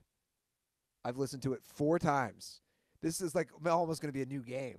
Can you guys understand what he says in this call? I think it's John. Shout out to, what do we call our fans in the UK? Hooligan balls. Hooligan Ball. Shout out to Hooligan Ball John. Can you decipher what he's saying? Hi, this is John in England, Manchester. I'm just listening to episode 5 or 6, and you're talking about Gronk. I mean, stats, one way or the other, but can we just all agree that maybe he should have retired as soon as he saw the game film of him trying to catch Kenyon Drake? Man looked like he shit his pants. Stay there, dude. We're going to have to play this a few times. I got pieces. He's talking about Gronk. Something about Gronk. Stats are all well and good, fish and chips. He's from Manchester. He's from Manchester. Something about Kenyon Drake? What did he do? What was the Kenyon Drake thing? Gronk. Wait, what's that? Hey, Gronk. Hold on. Gronk. Can we clip that? Gronk. We need that for the soundboard. Gronk. sounds like some shit out of fucking. Sounds like some shit out of Pinky and the Brain. Gronk. What are you doing, Pinky? Gronk. I'm just over here, Frank. Gronk. I love that, dude. I listened to this like 5 times, and I go, "This is gonna be fun." Okay, everybody, think hard. Should I turn it up more? Yeah, turn it up more. Okay. What is John from Manchester saying? Hi, this is John in England, Manchester. I'm just listening to episode 5 or 6, and you're talking about Gronk. I mean, stats, one way or the other, but can we just all agree that maybe he should have retired as soon as he saw the game film of him trying to catch Kenyon Drake? Man looked like he shit his pants. Stay there, dude. Okay. Should he have retired as soon as he saw the game film of him trying to fuck Kenyon Drake? Did he have tried to have sex with somebody?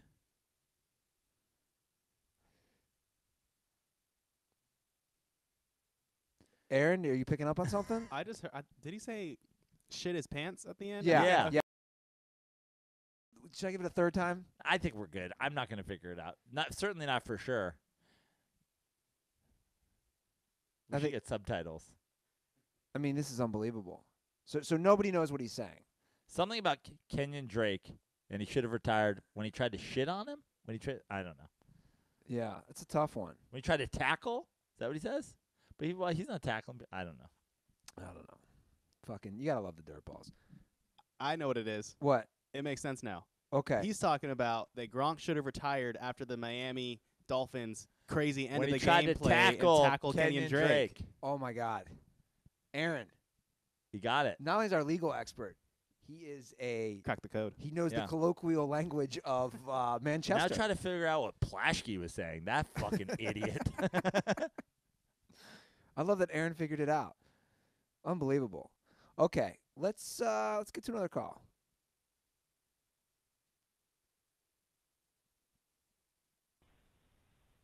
Hey boys, this is Luke from Ohio. Got a quick question for Joe. With the Giants quarterback situation, obviously they're going to go with Eli this year, since they said they're going to re-sign him or whatever, or keep him.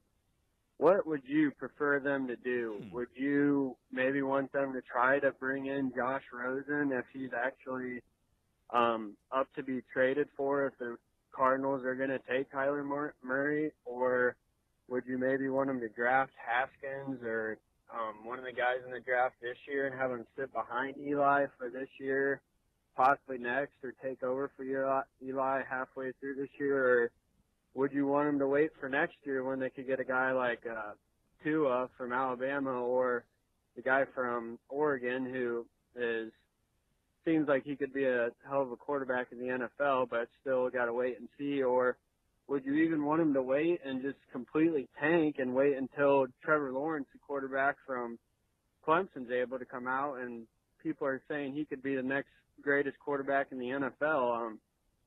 So just what do you feel like they should do? Because obviously they're going to need another quarterback. Eli's going to be done, and at the most he's had his 2 years left, I'd say. But just want to get your thoughts on that. Thanks. Stay dirty. So here's my thing. I don't think tanking in the NFL is an actual thing. I don't think teams do it. I don't think and I think when they do it, I don't think anyone's ever done it to start a season on purpose. And I think maybe the closest thing we've ever had to it was when Peyton Manning went down for the Colts, and they were basically sucking for luck. But They're like, we're going to use Matt Painter. No, Matt Painter's the coach of Purdue. Yeah, Curtis Painter. But also that that was, and I've said it a lot about, Peyton Manning. I think it's a testament to how good Peyton Manning was. I think that they knew that they really weren't that good of a team without Peyton Manning. So I don't think tanking is a legitimate option. And I don't think in the NFL with parity that they have that you can really count on being super bad again. Like, I don't think you can count on having 3 wins or 5 wins or whatever. And they've been bad 2 years in a row. And I know that basically where I'm going with it is I think you have to take a quarterback now to play behind Eli, simply because I think that Eli Manning is a fantastic quarterback in terms of the mental aspect of the game and what he brings, from the Manning bloodline. Even if the only thing you stole from Eli Manning is like, hey man, here's how you'd never miss a game. I think that the Mannings are great at their ability to change plays at the line. I think he's I think he's an incredibly underrated quarterback when it comes to, what he's got between the ears. I know everybody's like, oh, retard face or whatever. If you say that, you're one of the dumbest people on the planet Earth. I think you have to have a young quarterback under Eli. Now, if Eli thinks that he can play after this year, I'm not sure that that's going to be with the Giants. And I'm not sure that they would certainly give him money to play after this year anywhere near what he's making now. So this is your year that you for sure have for him to tutor a quarterback in New York. Yeah. So I would say whether that's Rosen or Murray or Haskins or the kid from Duke or the kid from Missouri or Will Grier or whoever, I'll leave it up to the Giants brain trust to decide which quarterback is the best for them in the draft that they can get at 6, or if they love Murray or whatever, they feel like they have to draft up, fine. I didn't love any of the quarterback draft last year. Obviously, Mayfield's been better than I thought he'd be. I still don't love Darnold. I still don't love Rosen. I don't hate either of those guys either. I think they both have potential. But I'll let them decide if trading one of the picks that they got for Odell or one of their own picks for Josh Rosen is, how he grades out as compared to the guys coming out from the draft. But I absolutely think they should take a quarterback in this draft. Now, they also have a first-round pick in the that they got from the Browns for Odell. So if they love the kid from Duke and they want to draft him at 17 and draft another star, potential at 6, great. I'll let them decide what they're going to do, but I absolutely think that it should be a guy they draft this year or Josh Rosen to learn under Eli Manning. That's what I think they should do. Waiting for the future is not a viable strategy in the NFL. Yeah. And you could say, oh, well, that's exactly what they did with getting Saquon. They weren't like to use Saquon like to bring up a generational talent and say like they should have fucking passed on him and come on. Completely different scenarios. All right. Well, here's a call about Doc Rivers. What's up, Andy and Joe? It's the boy, the myth, the New Hampshire citizen, calling in with a quick quandary for you guys. Obviously, Joe, not a big Doc Rivers fan. But this year he's done a great job with the Clippers, I think. ESPN predicted them to have 33 wins, and they're making the playoffs in the West. So just what's your evaluation of his job as a coach this season? Some would even argue, they said on Simmons, that he's outcoached Brad Stevens this year. Brad Stevens, of course, had seasons in the past where it looks like he was the next coming of Greg Popovich. But it's been a rough year. Although that is to say, if Kyrie snaps his ACL tomorrow, Celtics probably make the finals. But yeah, so it's been a rough season. Stay dirty, boys, and condoms are for rigging dirtball madness. Ooh. Okay, so a couple things to unpack in that call. First of all, Doc Rivers has done a better job this year than he has in the past. But yeah. I don't want to go overboard with Doc Rivers' praise simply for a few reasons. One, Doc Rivers is only the number one reason Doc Rivers is better this year than he was in the last few years is because Doc Rivers isn't the GM of the fucking the Clippers and doesn't have horrible players that he forces minutes on that should have never been getting those minutes. Signature one of those, his own son. I said it on this podcast when we had Chris Wilde on for our NBA preview. I said it on the LA Clipcast, once again with your boy Chris Wilde. Jerry West is undefeated. What Jerry West did this year is he gave Doc Rivers guys that he couldn't fuck up playing. He gave him SGA in a young, potential star point guard that he's starting games with. And he has Patrick Beverley coming off the bench as a second guy. He's got Lou Williams paired with Pat Beverley. Lou Williams, the greatest, possibly he has the most points off the bench in the history of the NBA. Potentially the greatest six-man ever, arguably. Paired with a Beverley off the bench. And I forget who they were starting at shooting guard. I think they were starting fucking, what's his name? Defensive stopper, used to be on the Celtics. With SGA, essentially what happened is Jerry West was giving him players he couldn't fuck up the rotations of. So you think it's more Jerry West than Doc Rivers? 100%. And also, great, the Clippers are better than people thought they would be. Let's tap the brakes on having to have a Doc Rivers suck off because they're the 6th seed in the West. I'll do a Doc Rivers praise episode if Doc Rivers wins a playoff series. But we've got to throw the guy a parade for being the 6th seed in the West. I'm a guy who's out in the streets avoiding gunfire because I praise Mike D'Antoni, who has the best record in basketball on any given year. Goes to the fucking Western Conference Finals. You guys are like, quit sucking D'Antoni's dick till he makes an NBA Finals. Now we're sucking Doc Rivers' dick for getting the 6th seed? Fucking tap the brakes. Now, as far as the outcoaching of Brad Stevens has now flipped the script, has been put in a very Doc Rivers GM-like situation in Boston where he is forced to play a player and have a super talent on his team that maybe is not conducive to his style of play.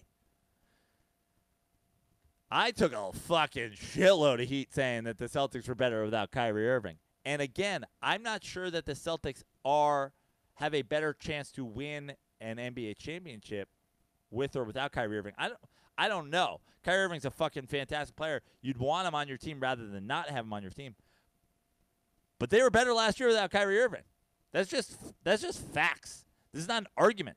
They're the 4 seed in the fucking East this year. They've been going back and forth between 4th and 5th the whole year. They were the fucking 2 seed last year. I don't know what to tell you guys. So Brad Stevens, I think, has got himself into a little bit of, now he's not the GM over there, got himself into a little Doc Rivers situation where he has to play certain guys. Like Kyrie has to fucking play. Now Doc Rivers was forcing himself to have to play his son and Chris Paul and Blake Griffin by being the GM of the fucking Clippers. But let's tap the brakes on fucking everything. I think Brad Stevens is a better coach than Doc Rivers, if that's what you're asking. And they're all better GMs than Doc Rivers. All right, well, let's wrap it up with a call from CT. Andy Joe, CT here in Seattle. Just a quick question for you. A couple nights ago, I saw Jurkic for Portland, the Blazers, just snap his leg. Looked very nasty. I hate watching that kind of stuff, but it's like a car wreck you can't look away. Not good.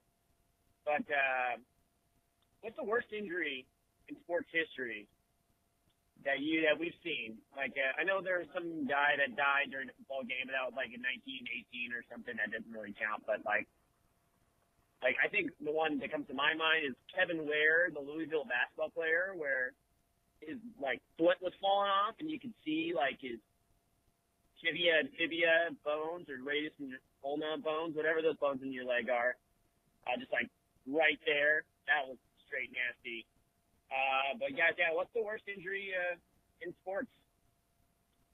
Thanks. I didn't watch the Nurkic injury. I don't like to watch it if I can avoid it. Yeah, it was the tough. Kevin Ware one. It was tough. Was the Kevin Ware one in the tournament? Yeah. Yeah, because they replayed the shit out of that one. That was the year Louisville beat Michigan, if I recall. I could be incorrect on that. I think it was the year they beat Michigan. In the that title one was game. fucking bad and gross. Yeah. And Kevin Ware it's one was right up rough. there. Wasn't there a guy on the Bears recently whose fucking foot turned around? Where he was doing the Tootsie Pop Owl, where his like foot was looking backwards. Was it a Bears guy? Yeah, it was Zach Miller. He got his That one was knee gross all too. I almost fucking jacked up. puked when I watched that I mean, one. the Alex Smith one was pretty bad. Alex Smith one was bad. Theismann was bad. Dude, when the bone comes, that's it. All Like, right, I don't even want to think about That's this. the max one. Oh, Which one, is Jesus. that Miller? Aaron. No, this is Kevin Ware. This is No, the all-timer. I'm glad I don't have my Oh, glasses on. God. Is the kid? Can you see bone?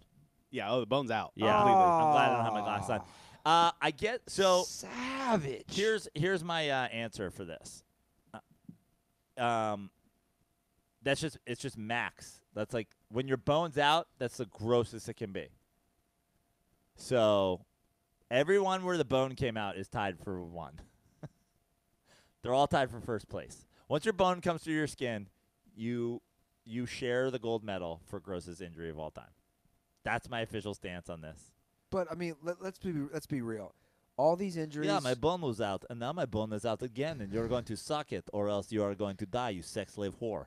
You're like, whoa. Guys, all these injuries are lame because we're doing a lot of basketball players. In the 90s, they were so much tougher.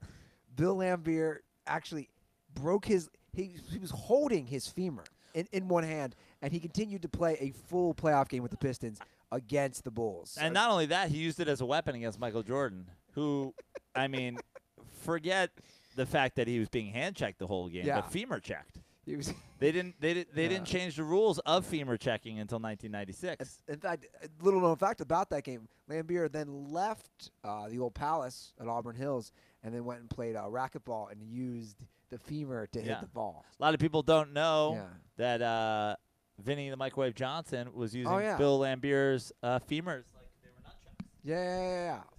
Hitting Michael Jordan Yeah. as he came through the lane. Yeah. A lot of guys were a lot tougher back then. A lot tougher. A lot tougher. A lot tougher back then. By the way, that'll never end. No. I got into an argument last week with somebody about that. The NBA being tougher in the 90s. People said, "Why are you getting angry?" I said, "Why are you getting stupid?" What? I don't know if I can say it yet. I'll say it next episode, but I'm probably going to be on a daytime talk show this week. We taped last week, and you have a lot of downtime before you go on air. And there was a lot of discussion in the green room, and that was one of them. The NBA was tougher in the 90s. That it was so much tougher and hand checking, and I just said, look it up, guys. They banned hand checking in the 70s. I just said we can't have this discussion. I'm gonna murder you guys before we go on air. In fact, I told a couple of the girls who worked in the show. They said you're getting so worked up. I said, yeah, I don't think I can go on TV right now. Like this is get Bill Plaschke in here. We're gonna change this to a sports segment. My favorite thing about the Bad Boys Pistons one is just like pulling any Getty image of Bill Laimbeer and putting it next to like an NBA player from today. Be like, this is this guy. This is the guy. This is the guy. This is the guy. This is the guy that was like wrecking shop in the fucking NBA. Have you ever seen? You can't find a picture of Bill Laimbeer where he looks tough. It's not possible. You can't find one of him where he looks tough. And that doesn't mean, by the way, I love. By the way, Bill, I'm not joking. Bill Laimbeer looks exactly how I feel when I'm like, dude, you got to work out. Like, you're getting gross, man. Like, when I look him in the mirror, I'm like, dude, you got to run more. You got to start stepping up your cardio. Getting a little fucking thick in the waist. You're almost 40. Got a little bit of a dad bod going. That's exactly how every picture of Bill Laimbeer looks. Bill Laimbeer looks how I look in the mirror when I hate myself. Yeah. Unbelievable. Like, Bill Laimbeer in his prime NBA days on the court looks how I look with body dysmorphia, where I'm like, dude, you got to diet. Cabbage soup, I heard you could lose 10 pounds in a week. That's how Bill Laimbeer looked all the time. It's just again, it's like, I love your thing, and I'm spreading this, by the way. I was spreading this Friday night out. When people loved it. I'm basically taking your thing and running with it. When people start dissing facts and like reality, they're all flat earthers. Yeah. And I tell people, like, I was telling people that Friday night at the bar. I was like, when somebody starts, you just call them flat earthers. Yeah. You just because that's that sphere. And by the way, I'm bummed we missed the flat earther parade or whatever it was. Oh, yeah. Did you say there was a flat earther meetup in Venice Beach? Flatters? Yeah, Flatter Day. It was Flatter Day. Last week? Yeah. My brother wanted to go and hang with the Flat Earth crew. That would have been fun. Okay, well, those are the calls. 310-359-8365 is our hotline. And drop us a call. Let me know what's on your mind. Praino is headed to Alaska, guys. That's right. It's very exciting. He's going to head to the Great White North. The Great White North. He's going to go white fang that shit. That's right. Hopefully we don't put up a wall between us and Canada before I get back. Yeah, I'll be in Alaska. I mean, I definitely have shows Wednesday, Thursday, Friday. So if you're in Alaska, go to my website and you can see where all my shows are. It's the Alaska Before You Die Comedy Festival. Sounds like it's going to be a lot of fun. Going to go to nature reserve. Going to go explore the great state of Alaska. Checking one off my list. And then I'm back here, joepraino.com for all my shows, at Joe Praino on Instagram, at Fix Your Life on Twitter. Tweet at me. Follow me. Do all that stuff. Do all the things. Yeah, you guys know what to do. At Andy Ruther for me, all things social media. At The Dirty Sports for all of our stuff. And I'm sending out some more koozies tomorrow. Thank you for everybody who sent screenshots using any of our promo codes. And again, guys, that applies for any of our sponsors, not just SeatGeek. So, and same thing for iTunes reviews. All righty, that is the show. Oh, I know Aaron wanted to get a plug in for his Twitter feed. Yeah, the Dirty Sports Intern Twitter account is active and up and running. So if you guys can follow me at DS Interns, and the handle is still, or the title is still Torques with Wolves. Give me a follow. I'm making use of that. Already, the over/under per week is set at 3 tweets. And he's like heckling me, and I'm like, dude, I don't need this shit. You know, he's putting out Twitter polls about if I don't make the Cincinnati race time, what my braces should look like. I mean, I love it. I love it. I mean, I'm not. I mean, come on, Aaron. Fuck yeah, Aaron. Aaron. What are we doing here? You have my support. What are we doing here? I'm just trying to do it for Content. Yeah, for content. Content is king, as content. I think somebody here said Yeah, at some point. Content is king. He's like, I don't have to Twitter rape you. I don't need to. Okay, guys, that is the show. Again, we will be back Wednesday night with the one and only Tug Coker. Praino will be in Alaska. All right, Dirtballs, enjoy the episode. Have a great week, and stay dirty.